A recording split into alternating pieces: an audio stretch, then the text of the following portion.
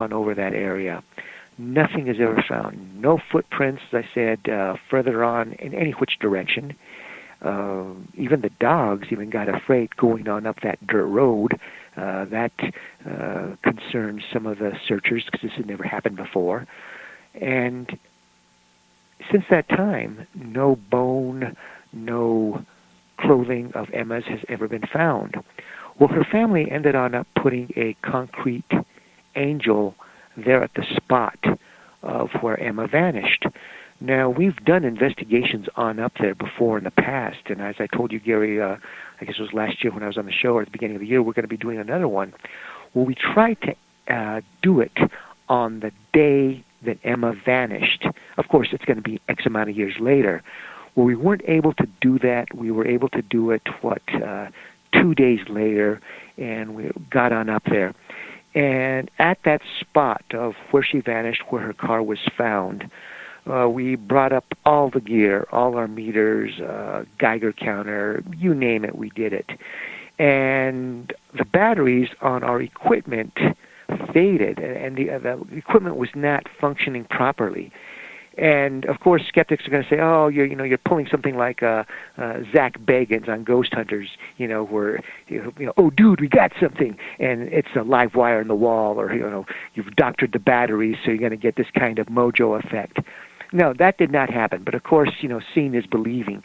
And I said, okay, well, all of this is not working. This is very, very strange. But so that we silence the critics, let's get Old Faithful. Let's get the dowsing rods on out. So we get the copper dowsing rods on out there. And in that spot where Emma vanished, violently, the copper rods would cross back on the person. And it just wasn't me. It was different people in this group. So no matter which way we went, what angle, at this one exact spot, the rods would just violently cross back and go further on up the road, down the road, to the sides of the road, etc. here. Nothing is registered just at that spot. So that was wild. So that made an impression on me, and eventually I will do a documentary and get that on out there. And if people have any ideas about that place or what happened or other vanishings, on my website, SantaFeGhostAndHistoryTours.com, there's going to be email where you're going to be able to get to me and throw me your theory, or if you have information about any of the other people that have vanished. And one other thing there, Gary, about the Earth on up there. The Earth in this area is going to be like Georgia clay. I mean, it's going to be even softer than Georgia clay type of ground. And in that area where she vanished, that ground was like South Korea there with a permafrost. In other words, you're going to have to use a pickaxe to dig a foxhole up there. Or the same thing there where we were at. That was another strange thing there. So, yeah, whatever happened, I mean, there's different theories. Was it a UFO? Did a portal open on up? Was something come on out of a Stargate and get a dimensional being, physical being? Whatever it was, something really racked up that ground in that area. That is interesting.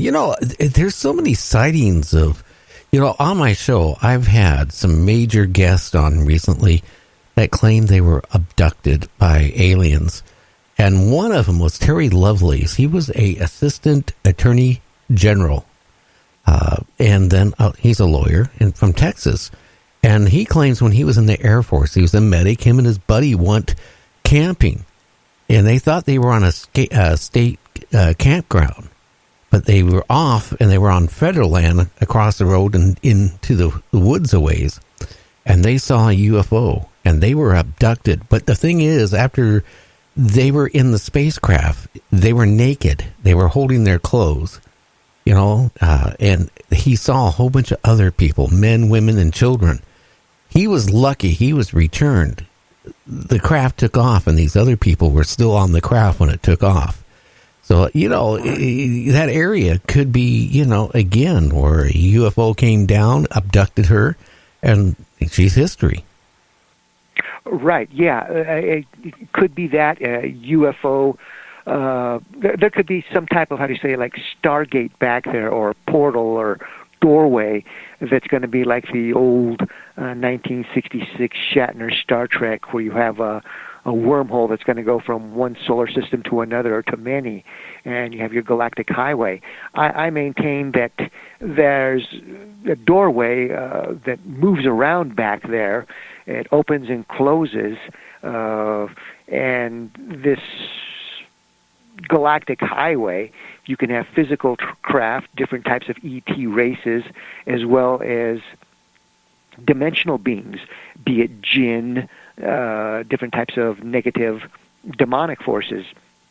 And with that, that's where you get stories about La Llorona, which I maintain is a jinn. There's other stories of other ghosts, but that's just one of a number of people that have gone missing on up there. And, Gary, this is kind of like, there's these places in this world, like, for example, in the late 40s, early 50s, they're outside of Bennington, Vermont. They had many disappearances there as well. People disappearing. Now, you say triangle, the Bennington Triangle, the Pecos Triangle. Yeah. Well, Americans, we love triangles. And this... it's really not a triangle on up there. It's going to be a gerrymandered, trapezoid of sorts on up there.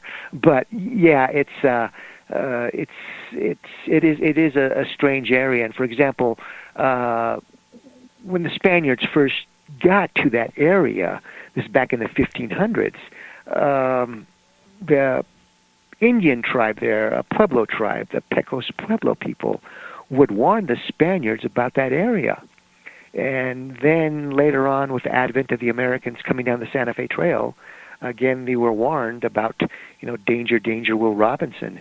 So, I'm sorry for what happened to Emma and for her family and all that suffering, but I mean, this is like something out of the Twilight Zone, like getting sent to the cornfield. But where is the cornfield?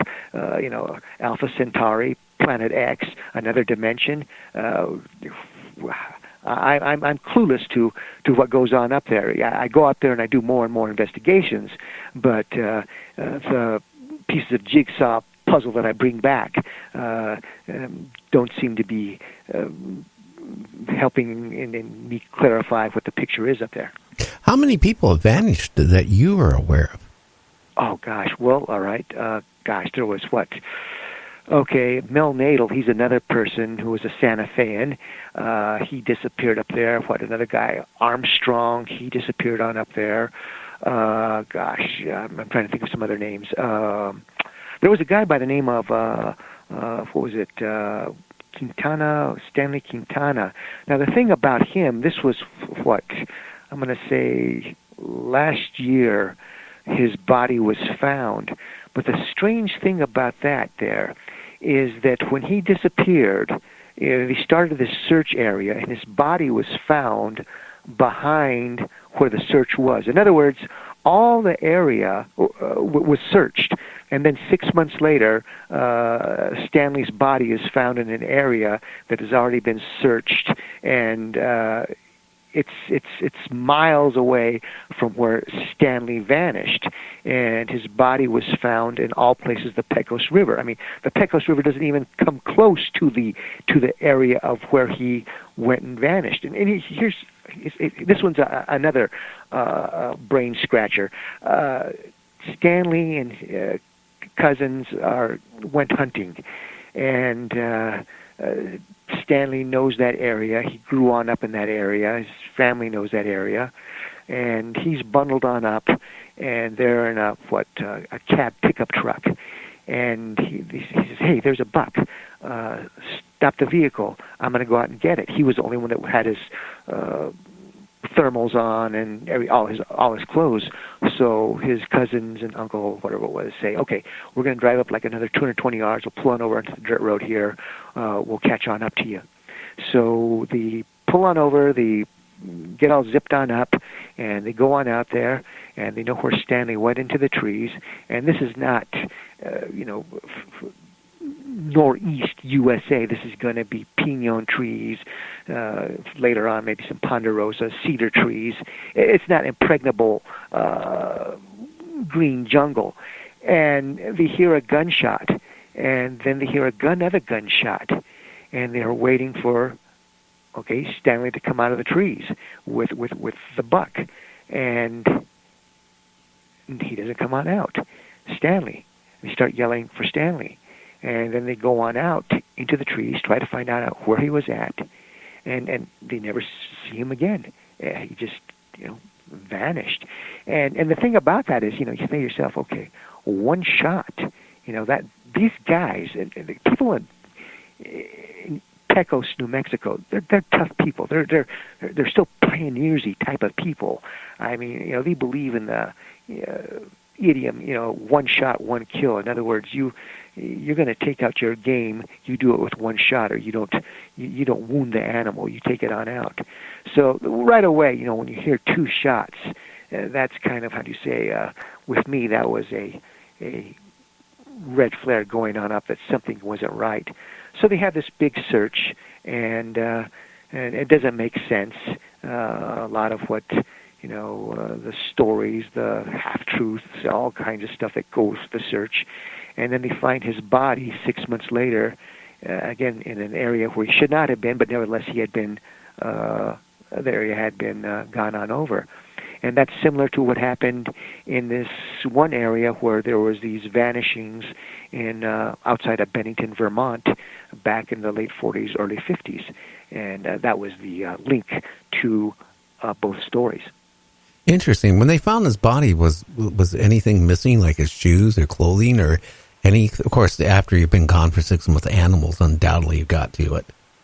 Well, they said that there was some physical damage on the body. Now, that's all I could get on out of it. I mean, it would say, okay, well, physical damage, but it didn't mean like animal nibbling at it. In other words, it's like physical harm to a human body. So that, again, everything was shut down on that. So you say to yourself, well, why can't you release any more information on that? There's just, on this story, there was just tidbits and tidbits of information that was released. So that did not make sense. And what does that mean? Was his skull caved in? Was his ribs caved in? Was this was not from animals eating at him or his body decomposing. And here's something on else too about that area. The father of the atomic bomb. In that area. Okay, before we go any further, because we're on radio stations, we got to take a break. We're going to be back with Allan in about 3 minutes. You're listening to Night Dreams Talk Radio After Dark with me, Gary. Check out our website at www.nightdreamstalkradio.com. I'm going to put you on mute, so I'm not hanging up on you, Allan. We'll be back in 3 minutes. Gotcha.